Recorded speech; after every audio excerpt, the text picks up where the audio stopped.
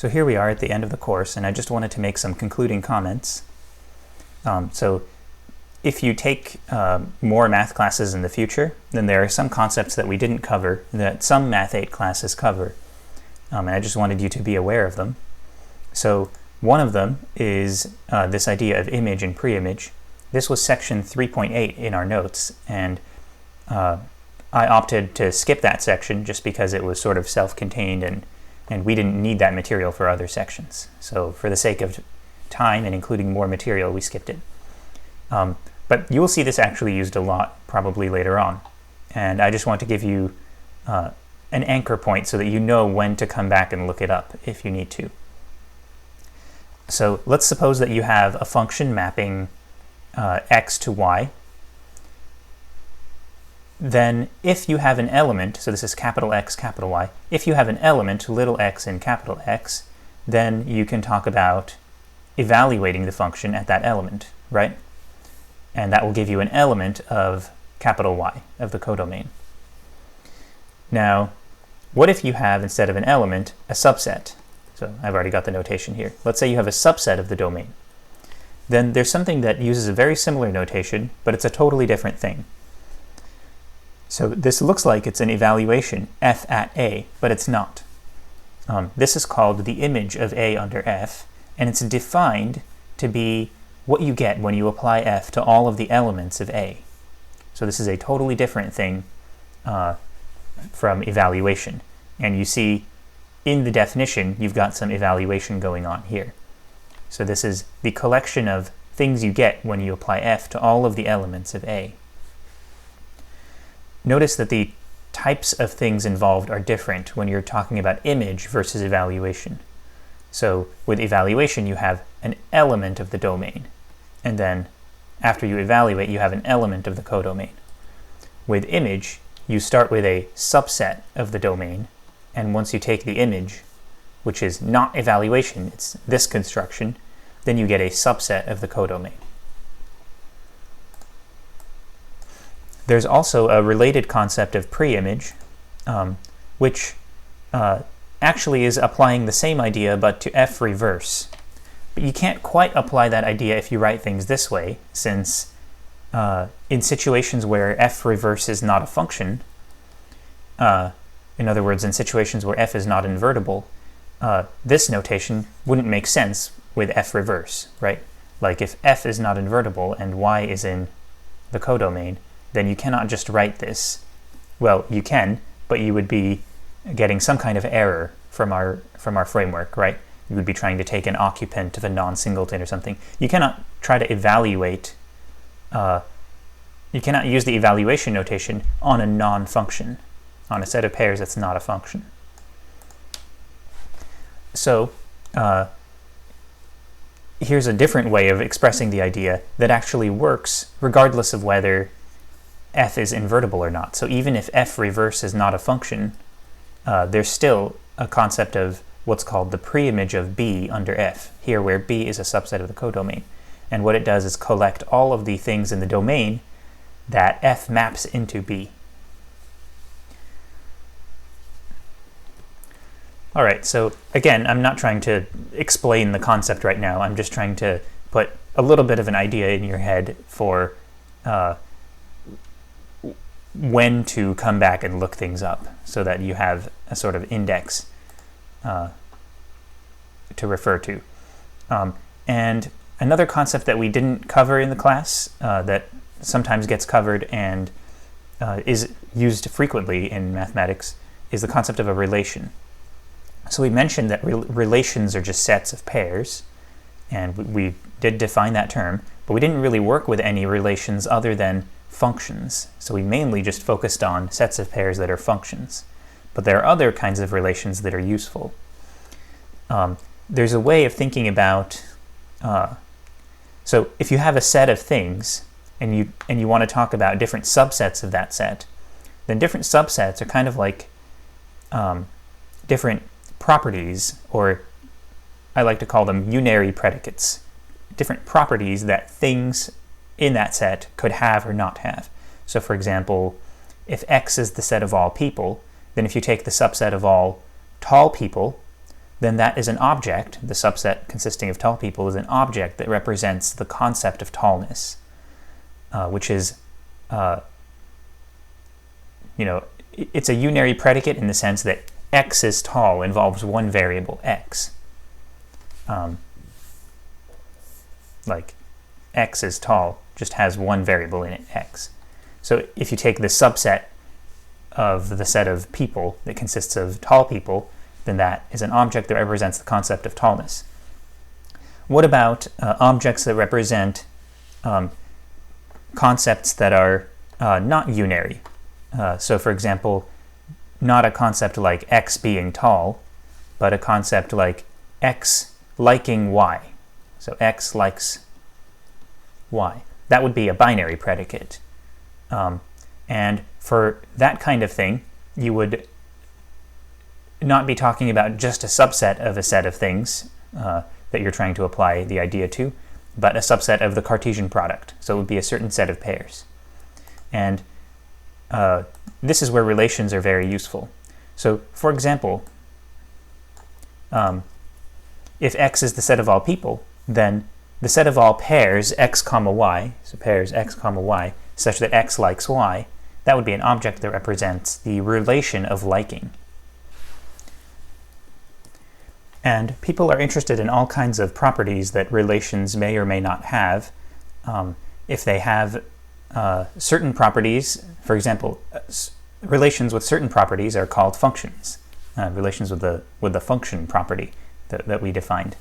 But relations with other properties can also be important. So some of the properties that you'll see involve adjectives that we've already used and that you're familiar with. We just haven't put it into the language of relations. So symmetry, transitivity, reflexiveness, these are properties of relations. So for example, I was using the idea of x likes y as a binary relation, a binary predicate for the set of people. Then reflexiveness would refer to people like themselves. If people always like themselves, then liking is a reflexive relation. Symmetry. If whenever someone likes someone else, the reverse liking also holds, then you would say that liking is symmetric. I think in reality it's probably not, right? Probably it's not reflexive either. Not everybody likes themselves. So things like that. All right, so I just want you to have an idea that there's something more there to be looked at. A few more comments. So in our course, we have often used the implication symbol and some very rigid use of parentheses whenever we write a universally quantified statement. So for example, here, this is how we defined the concept A subset B, right? A is a subset of B if and only if all elements of A are elements of B. We require these parentheses in quantifier notation. That's because it's important to know where the scope of the quantifier begins and ends, right? Where is this variable bound? It's bound within these parentheses. Any other mentions of x outside of the parentheses are not related to the x that's bound by this quantifier. But in practice, you will see that people are not so strict about the parentheses. You kind of have to figure them out from context. You figure out the scope from context. And also, we've been using for all with implication in order to quantify over a smaller class of things. So for example, if I just said for all x in B, then this would be a way of saying everything is an element of B, right? But if I want to say only those things that are in A are elements of B, then this is how I would do it. Everything has the property that if it's in A, then it's in B. Here are other ways that people write things like this. For all x in A, x in B, with a comma like this, and no bar. So just like that. I avoided using other common formats that exist because these quantifier rules that we went over are, I think, difficult enough to get used to when you're starting out. So I didn't want sort of the complication of having so many different ways of saying things. Here's another one. If you want to say all flowers are green, in our framework we would say for all x, if x is a flower, then x is green. But there are other ways of saying that same thing, and they amount to this. So they're just shorter, maybe more pleasant ways of saying this. So if you reduce it down to what it really is, I think this is what's being said. So you could say, for all flowers x, x is green. Or even write it in this order. X is green for all flowers x. Okay, so these are things you might see. Speaking of these concepts, UI, UG, EI, EG, no one actually ever talks about these. So you'll probably never hear these words again after this course. People, I mean, unless you take courses in like advanced logic or whatever. But if you just continue in math, you're probably not going to hear these words. People just use these rules. They don't talk about the names of the rules or which rule they're using. They just use them. And they're used to using them correctly. They're so used to it that they know how to do it correctly. I did want to also mention, specifically with EI, existential instantiation, a difference between the language we've been using in this course and the more common usage. So let me give you an example. Let's suppose that you have f mapping x to y, and little y is an element of the codomain, big Y. And my example was wrong because I wrote it without thinking, but it's fixed now. Suppose f maps x to y, and y is in the range of f. Then theorem 52 tells us that if we have something in the range, then there exists something in the domain such that f of it is that thing that you had in the range. So by theorem 52, there exists an x in x such that y equals f of x. So something in the range will be f of something, right? So theorem 52 provides us with this existentially quantified statement. Then this is the step where we would do EI here. We say we can get, or just for short get, x in x such that y is f of x. So this ability to get is powered by this existentially quantified statement, right? Now, I put this in yellow because we often skip writing this, and that's okay, right? We would just say y is in the range of f, and then by theorem 52, we can get this. And you will find that in practice, people will not write a line like this one. They will just go ahead and use what they now have from y's being in the range of f. However, here's how you will often see it written. So same first line here, suppose f maps x to y and y is in the range of f. Then there is an x in x such that y equals f of x. Okay, it doesn't look that different to start with, but note that so after these three lines here, x has been brought into the proof, right? Little x has been brought into the proof, and we can now talk about little x, right? After the yellow line, there's still no little x in the proof. It's bound by this quantifier. So I needed to do this EI, existential instantiation step, to free the little x from the quantifier and have a little x to talk about in the proof. Here, on the other hand, if you translate this line directly, it looks like this is just the yellow line, right? There exists an x. So it looks like the x is still bound by a quantifier here. But people will write this to mean this, actually. So here's the point I'm trying to make here.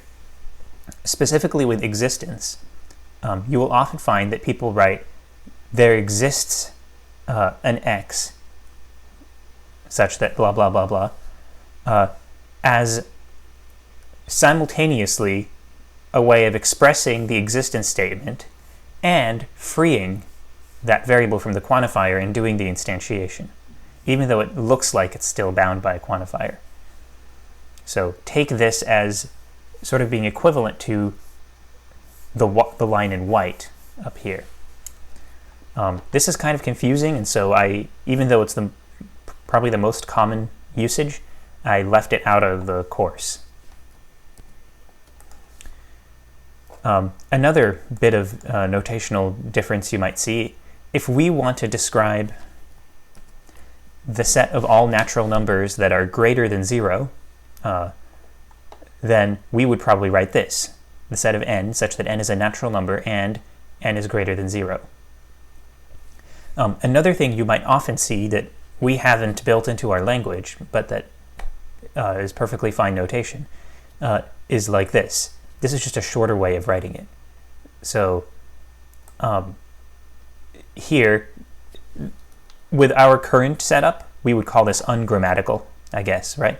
We would call this ungrammatical because there's a proposition here and you're only allowed to put a variable there, or sometimes a term if you're trying to use that shorthand we discussed.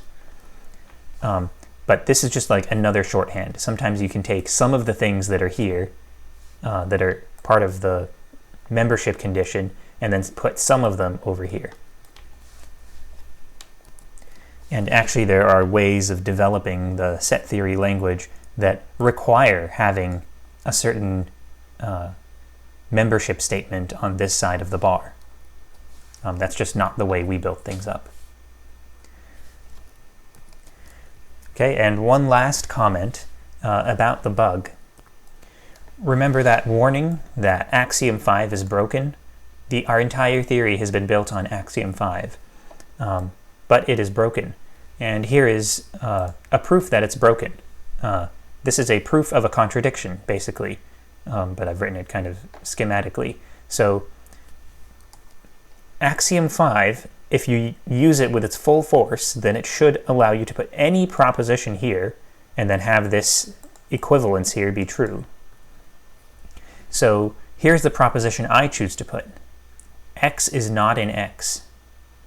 So then here we're talking about the set of things that are not elements of themselves. Call that set R, R in honor of Russell, who came up with the paradox that we're about to see. Then according to Axiom 5, so we now ask ourselves, is R in itself or not? Is R in R or not? Now, due to excluded middle, either R is in R or R is not in R, right? Every proposition you write is either true or it's false.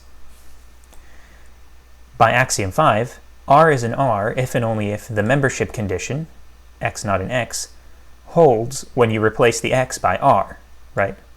Where I'm replacing X by R because I'm trying to talk about the membership of R in R, right? And when you make that replacement, you get R not in R.